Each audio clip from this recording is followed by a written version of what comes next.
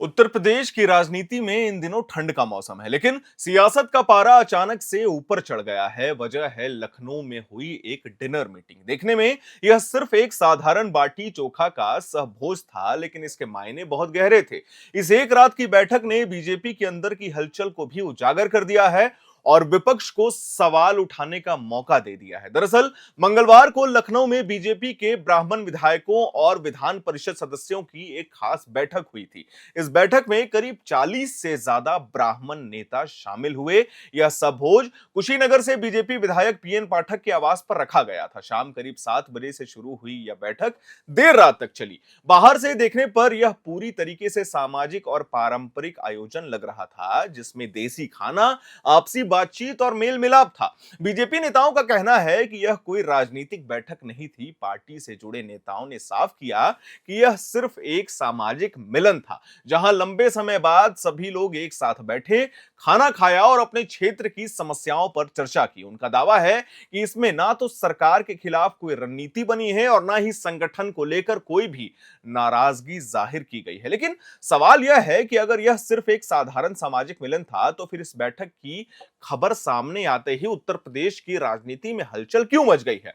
विपक्ष ने इसे हाथों हाथ क्यों लपक लिया और राजनीतिक विश्लेषक इसे सिर्फ डिनर मीटिंग मानने को तैयार क्यों नहीं है?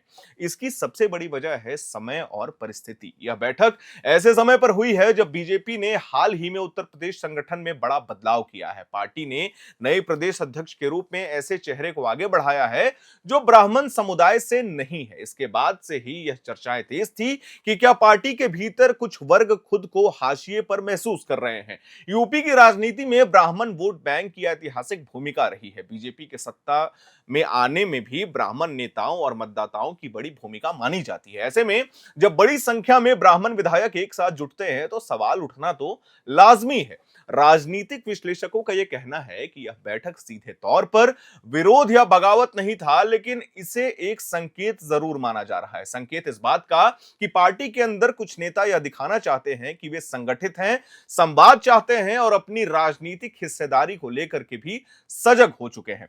विपक्ष ने इस मौके को भुनाने में देर नहीं लगाई। हम आपको बता दें, समाजवादी पार्टी और कांग्रेस के नेताओं ने यह सवाल उठाया कि अगर सब कुछ ठीक है, तो फिर अलग अलग जातियां जो बैठक कर रही हैं, ऐसा क्यों हो रहा है? विपक्ष का आरोप है कि बीजेपी के भीतर सब कुछ ठीक नहीं चल रहा, अंदर खाने असंतोष बढ़ रहा है। हालांकि बीजेपी ने इन आरोपों को सिरे से खारिज किया है। पार्टी का कहना है कि यूपी जैसे बड़े राज्य में अलग अलग समुदायों के नेताओं का मिलन कोई असामान्य बात नहीं है। बीजेपी नेताओं का दावा है कि पार्टी पूरी तरीके से एकजुट है और ऐसे बैठकों को जातीय चश्मे से देखना गलत हो। लेकिन राजनीति में सिर्फ बयान ही मायने नहीं रखते हैं, संकेत भी बहुत कुछ कहते हैं, खासकर तब जब चुनावी मौसम धीरे धीरे नजदीक आ रहा हो। 2027 का विधानसभा चुनाव अभी दूर है, लेकिन राजनीतिक दल अभी से अपनी सामाजिक और जातीय राजनीतियों को मजबूत करने में जुटे हुए हैं। इस बैठक को लेकर यह भी चर्चा है कि इसमें कई विधायकों ने अपने अपने क्षेत्रों की जमीनी समस्याओं का जिक्र भी कर लिया था, लेकिन संगठनात्मक संवाद की कमी, कार्यकर्ताओं की नाराजगी और स्थानीय स्तर पर सामान्य जैसे मुद्दे भी अनौपचारिक बातचीत में सामने आए हैं। यानी भले ही यह बैठक किसी लिखित एजेंडे के साथ नहीं हुई हो, लेकिन राजनीतिक संदेश जरूर निकलकर सामने आया है। यही वजह है कि इसे सिर्फ डिनर मीटिंग कहकर टालना अभी आसान नहीं है। यूपी की राजनीति में पहले से ही ऐसे उदाहरण रहे हैं जब सामाजिक मिलन बाद में बड़े राजनीतिक घटनाक्रम का संकेत बने। यही कारण है कि सियासी गलियारों में इस बैठक को लेकर चर्चाएं थम नहीं रही हैं। बीजेपी के लिए यह चुनौती भी है और अवसर भी। चुनौती इसीलिए कि विपक्ष इसे अंदरूनी असंतोष के रूप में पेश कर रहा है, और अवसर इसीलिए कि अगर पार्टी समय रहते संवाद को मजबूत करे तो किसी भी संभावित नाराजगी को रोका जा सकता है। अंत में यही कहा जा सकता है कि लखनऊ की इस ठंडी रात में हुई बाटी चोखा की दावत ने उत्तर प्रदेश की राजनीति में गर्मी जरूर पैदा कर दी है। बीजेपी भले ही इसे सामाजिक मिलन बता रही हो, लेकिन राजनीति में हर मुलाकात अपने साथ एक संदेश लेकर आती है। आने वाले दिनों में यह साफ होगा कि यह बैठक सिर्फ एक यादगार डिनर थी या फिर किसी बड़े राजनीतिक समीकरण की शुरुआत थी। मैं उम्मीद करता हूं आपको हमारी ये जानकारी, हमारी ये वीडियो, हमारी ये रिपोर्ट पसंद आई होगी।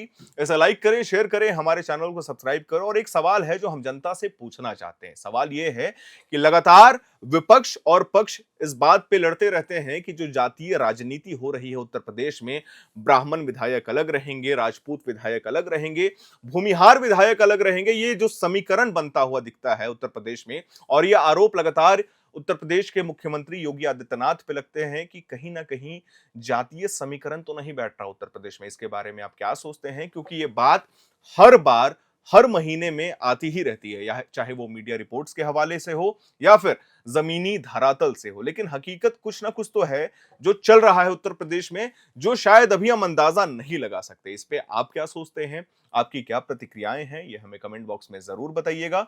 वीडियो को लाइक करें, शेयर करें, हमारे चैनल को सब्सक्राइब करें। मेरा नाम है हर्षित और आप देख रहे हैं एयर नाउ।